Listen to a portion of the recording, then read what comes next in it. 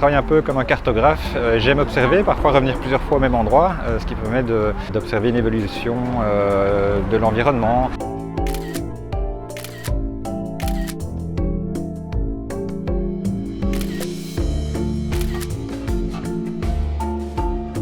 J'aime faire le parallèle d'un continent à un autre, d'un pays à un autre, en essayant de garder une systématique de cadrage et toujours cette verticalité qui rend la photo abstraite, mais qui permet voilà, de faire un parallèle et chacun peut également se créer sa propre histoire en observant des photos par rapport à son vécu. C'était depuis 2002 où j'étais photographe de la Coupe du Monde de kitesurf. En allant de l'héliport à la zone où se déroulait la compétition, j'ai survolé les plages de Copacabana, Ipanema et à l'époque avec un film argentique, un appareil photo avec un film 24-36, j'ai pris quelques clichés et c'est là que s'est déclenchée l'idée. Je trouve que l'idée de l'île de Ré, c'était de prendre après le Covid, je voulais me recentrer un petit peu plus sur l'Europe.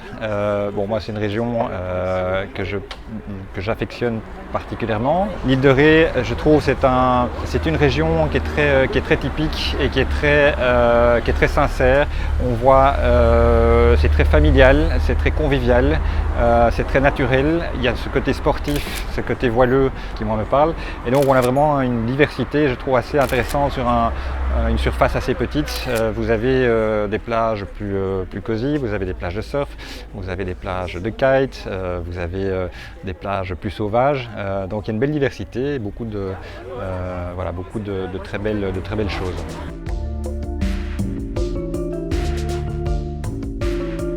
Alors j'ai commencé à travailler en étant sur les patins d'hélico. Ah ouais. Maintenant j'utilise dans certains cas, et c'était le cas pour l'île de Ré, un stabilisateur externe qui vient se placer. C'est un équipement, une grosse boule gyrostabilisée qui vient se mettre à l'extérieur sur le nez de l'appareil, qui se pilote depuis l'intérieur. Donc ça permet de voler plus haut, de moins déranger. Donc c'est un équipement que j'ai fait adapter. On a développé pas mal de solutions avec une société néo-zélandaise. Et donc voilà, ce qui a permis d'avoir cette verticalité et le détail que vous pouvez observer.